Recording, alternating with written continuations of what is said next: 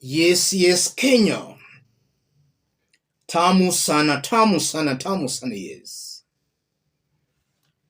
The shadow boxing and the infighting in Kenya Kwanza continues.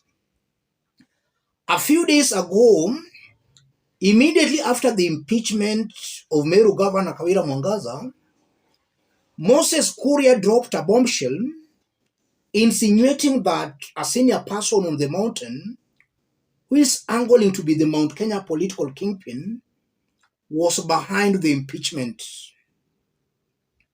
That was a few days ago, about 3 days ago. And today, a few hours ago, Moses Kuria is at it again. So the question begs, why is William Ruto allowing all this madness in his government? Let's have a look at Moses Kuria's post before we dig deep.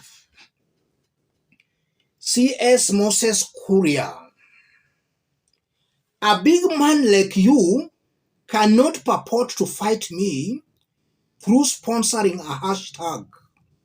For those who have been in the trenches, we know that the lifespan of a hashtag is shorter than the ejaculation of a rabbit.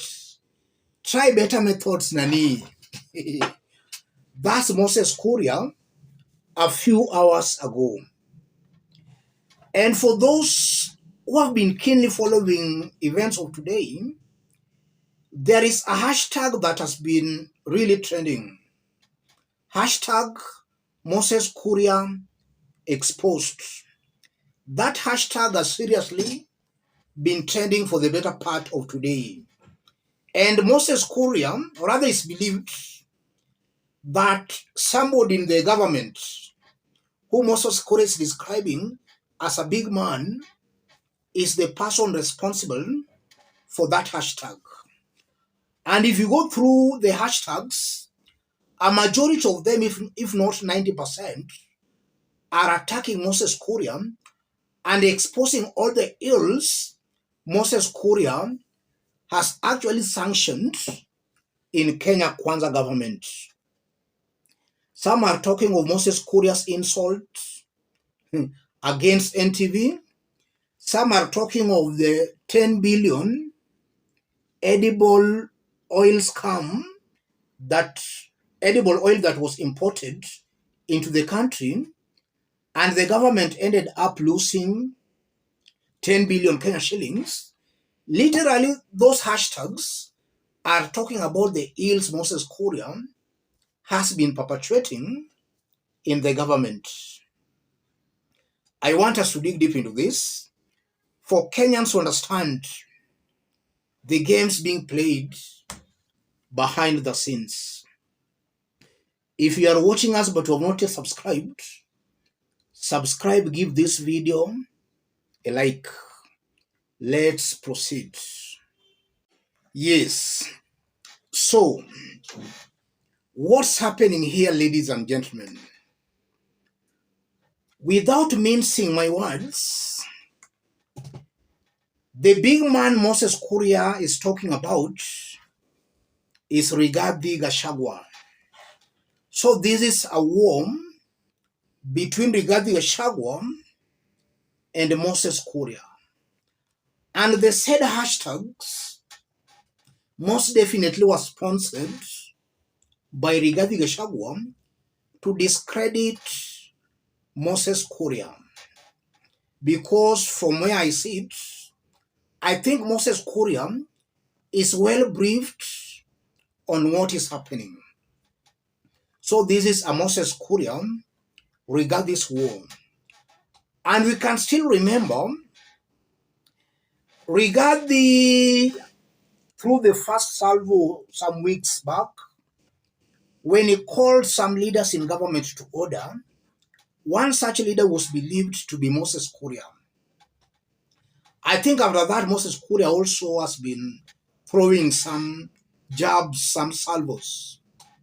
So why is Ruto allowing all this confusion, this madness, this lack of discipline in his government?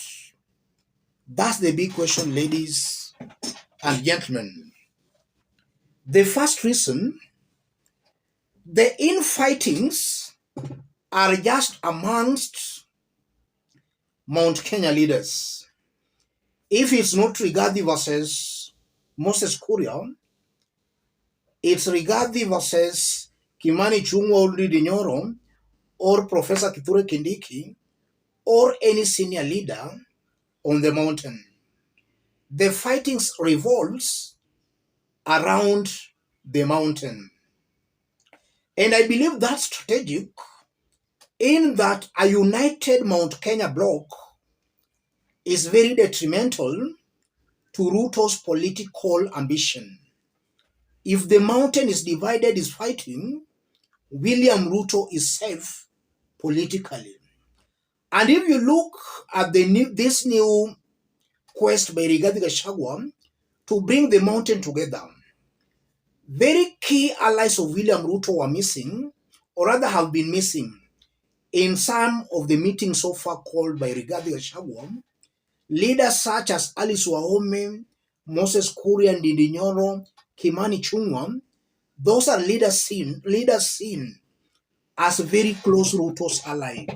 The mere fact that they've been giving a wide berth to the meetings being called by Rigathi confirms that Ruto is not interested in Mount Kenya unity.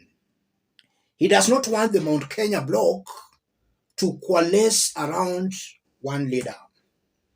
And that's why he is abating, or rather sanctioning, all these confusions and infightings. Ruto wants these leaders to fight. And I'm saying that because Ruto is the president, and I know these leaders really, they consider William Ruto in very high esteem. And if William Ruto was to call Moses Kuria or Rigathi Gachagua to order, we could not be seeing all this. So Ruto wants the fightings to continue.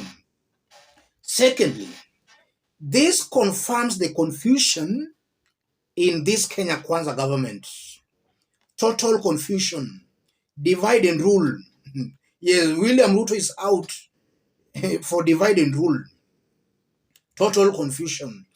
And that's why I strongly believe, ladies and gentlemen, that these are people who are not ready to form a government. Now that they have formed the government, each and every person is just suspicious of the other. Ruto is very suspicious of Rigathi. Rigathi is suspicious of Moses Kuria, Dinyoro, Kimani Ichung'wah. These are people who are not ready to form a government. They were just trying. But now that they found themselves in government, they are suspicious of one another. As I conclude, if you look at a leader such as Rigathi and Moses Kuria, there is no better leader than the other. All these are inciters and warmongers. Rigathi has made it his business to rally the mountain. He's using hate to rally the mountain. If it's not his hate for the Luo community, then his hate for Raila Odinga and his hate for Uhuru Kenyatta. And Rigathi has realized that for him to get some bonga points, some mileage on the mountain, then he has to spread hate. And unfortunately, that has been the politics on the mountain. Rigathi is trying to exploit that. And the only weapon, or rather the only card Rigathi is playing to actually hijack the mountain people is that hatred card.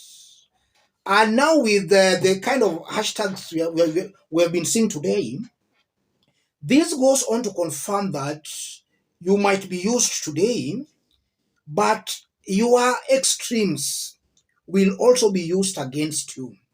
I'm very sure that if at all it's Rigathi who has been sponsoring this hashtag Moses Kuria exposed, then it's clear that Moses Kuria might have been used to do the ills he was doing.